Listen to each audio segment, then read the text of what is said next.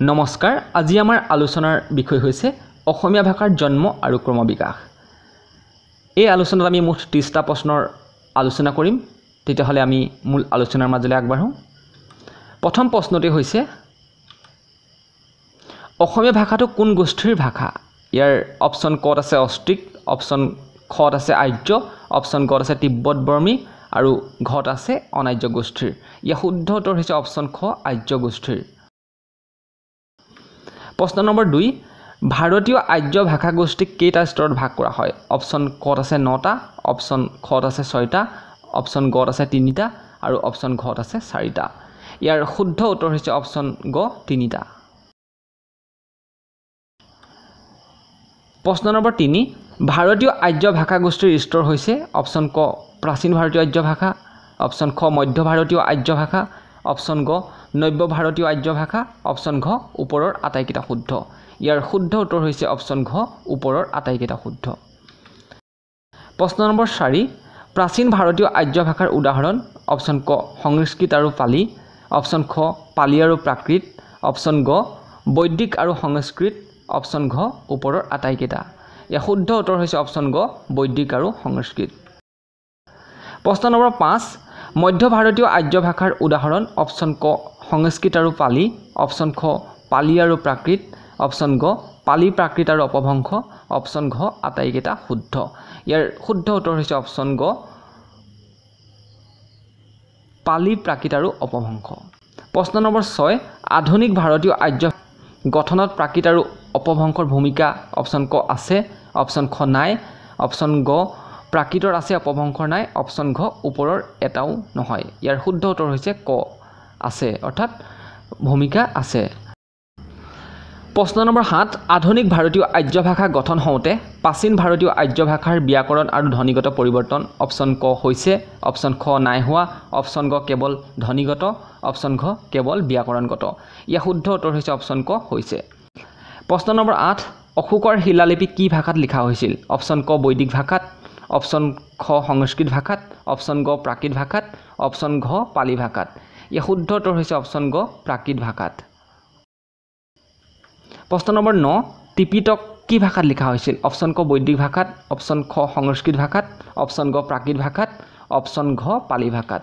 ইয়াৰ শুদ্ধ উত্তৰ হৈছে অপশ্যন ঘ পালি ভাষাত। প্ৰশ্ন নম্বৰ 10 সাতবাহন বংশীয় ৰজা শালৰ গাথা সপ্তশতী কি ভাষাত লিখা হৈছিল? অপশ্যন ক বৈদিক ভাষাত, অপশ্যন খ সংস্কৃত ভাষাত, অপশ্যন গ প্ৰাকৃত ভাষাত, অপশ্যন ঘ পালি ভাষাত। ইয়াৰ শুদ্ধ উত্তৰ হৈছে অপশ্যন গ প্ৰাকৃত ভাষাত। প্ৰশ্ন নম্বৰ 11 বিদ্যাপতিৰ কীৰ্তিলতা কি ভাষাত লিখা হৈছিল? অপশ্যন ক বৈদিক ভাষাত, অপশ্যন খ সংস্কৃত ভাষাত, অপশ্যন গ প্ৰাকৃতৰ অপভ্ৰংশ ভাষাত, অপশ্যন ঘ অপভ্ৰংশত। ইয়াৰ শুদ্ধ উত্তৰ হৈছে অপশ্যন ঘ অপভ্ৰংশত। প্ৰশ্ন নম্বৰ 12 প্ৰাকৃত ভাষাৰ কেইটা আঞ্চলিক ৰূপ পোৱা যায়? অপশ্যন ক হাজাৰৰো অধিক, অপশ্যন খ 5টা, অপশ্যন গ 4টা, অপশ্যন ঘ 3টা। ইয়াৰ শুদ্ধ উত্তৰ হৈছে অপশ্যন গ 4টা। প্ৰশ্ন নম্বৰ 13 পূৰ্বাঞ্চলৰ মধ্য দেশৰ, দক্ষিণ পশ্চিমাঞ্চলৰ, উত্তৰ পশ্চিমাঞ্চলৰ এইবোৰ হৈছে ক ঠাইৰ নাম, অপশ্যন খ প্ৰাকৃত ভাষাৰ আঞ্চলিক ৰূপৰ নাম, অপশ্যন গ অঞ্চলৰ নাম, অপশ্যন ঘ আটাইকেইটা শুদ্ধ। ইয়াৰ শুদ্ধ উত্তৰ হৈছে অপশ্যন খ প্ৰাকৃত ভাষাৰ আঞ্চলিক ৰূপ। প্ৰাকৃতৰ আঞ্চলিক ৰূপ পূৰ্বাঞ্চলৰ পৰা কি ৰূপৰ সৃষ্টি হৈছে? অপশ্যন ক মাগধী, অপশ্যন খ সৌৰসেনী, অপশ্যন গ মহাৰাষ্ট্ৰী, অপশ্যন ঘ পৈশাচী। ইয়াৰ শুদ্ধ উত্তৰ হৈছে অপশ্যন ক প্ৰশ্ন নম্বৰ 15 প্ৰাকৃতৰ আঞ্চলিক ৰূপ মধ্য দেশৰ পৰা কি ৰূপৰ সৃষ্টি হৈছে? অপশ্যন ক মাগধী, অপশ্যন খ সৌৰসেনী, অপশ্যন গ মহাৰাষ্ট্ৰী, অপশ্যন ঘ পৈশাচী। ইয়াৰ শুদ্ধ উত্তৰ হৈছে অপশ্যন খ সৌৰসেনী। প্ৰাকৃতৰ আঞ্চলিক ৰূপ দক্ষিণ পশ্চিমাঞ্চলৰ পৰা কি ৰূপৰ সৃষ্টি হৈছে? অপশ্যন ক মাগধী, অপশ্যন খ সৌৰসেনী, অপশ্যন গ মহাৰাষ্ট্ৰী, অপশ্যন ঘ পৈশাচী। ইয়াৰ শুদ্ধ উত্তৰ হৈছে অপশ্যন গ মহাৰাষ্ট্ৰী।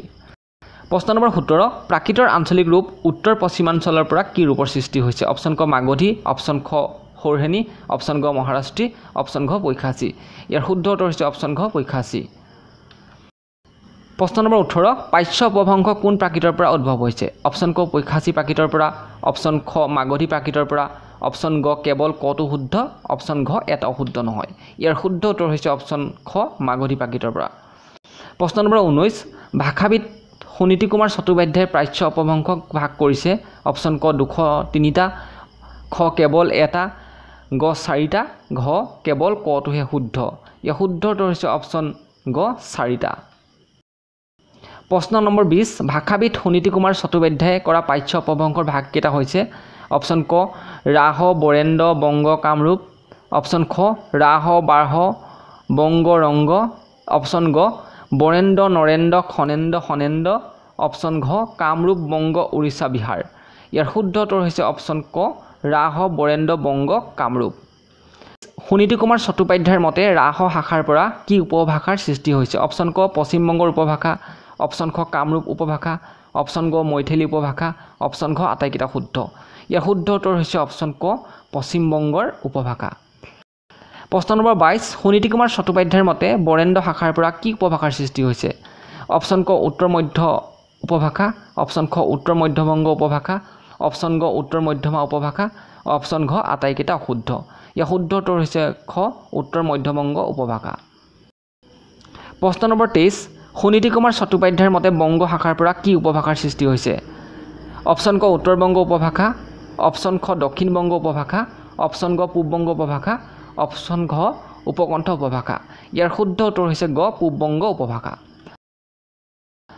প্ৰশ্ন নম্বৰ 24 সুনীতি কুমাৰ চট্টোপাধ্যায়ৰ মতে কামৰূপ শাখাৰ পৰা কি উপভাষাৰ সৃষ্টি হৈছে অপশ্যন ক কামৰূপ উপভাষা অপশ্যন খ কোচবিহাৰ অঞ্চলৰ উপভাষা অপশ্যন গ ৰংপুৰ অঞ্চলৰ উপভাষা অপশ্যন ঘ আটাইকেইটা শুদ্ধ ইয়াৰ শুদ্ধ উত্তৰ হৈছে অপশ্যন ঘ আটাইকেইটা শুদ্ধ প্ৰশ্ন নম্বৰ 25 অসমীয়া ভাষাই কিমান শতিকা মানৰ পৰা সক্ৰিয় ৰূপ লৈছিল অপশ্যন ক দশম শতিকাৰ প্ৰথম ভাগৰ পৰা অপশ্যন খ দশম শতিকাৰ মাজ ভাগৰ পৰা গ দশম শতিকাৰ শেষ ভাগৰ পৰা অপশ্যন ঘ আটাইকেইটা শুদ্ধ ইয়াৰ শুদ্ধ উত্তৰ হৈছে অপশ্যন খ দশম শতিকাৰ মাজ ভাগৰ পৰা প্ৰশ্ন নম্বৰ 26 কোৰ ৰজাৰ তাম্ৰ শাসনত বা লিপিত প্ৰথম অসমীয়া ভাষাৰ আভাস পোৱা যায় অপশ্যন ক প্ৰাচীন কামৰূপ অপশ্যন খ কামৰূপ অপশ্যন গ কোচবিহাৰ অপশ্যন ঘ আটাইকেইটা শুদ্ধ ইয়াৰ শুদ্ধ উত্তৰ হৈছে অপশ্যন ক প্ৰাচীন কামৰূপ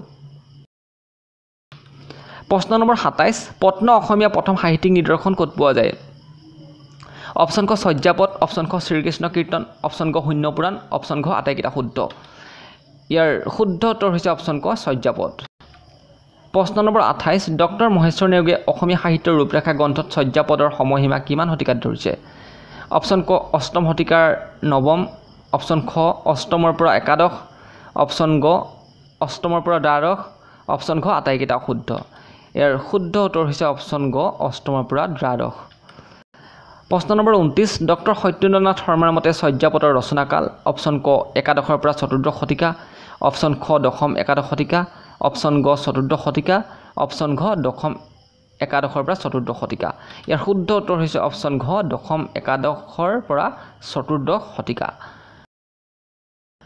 প্ৰশ্ন নম্বৰ 30 চৰ্যাপদত ব্যৱহৃত অসমীয়া শব্দ কেইটা হ'ল অপশ্যন ক উজুবাত মুলান দাপোন পানী অপশ্যন খ উজুবাত মুলান আইনাজল অপশ্যন গ উজুবাত মুলান দাপোন পানীয় অপশ্যন ঘ আটাইকেইটা শুদ্ধ ইয়াৰ শুদ্ধ উত্তৰ হৈছে অপশ্যন ক উজুবাত মুলান দাপোন পানী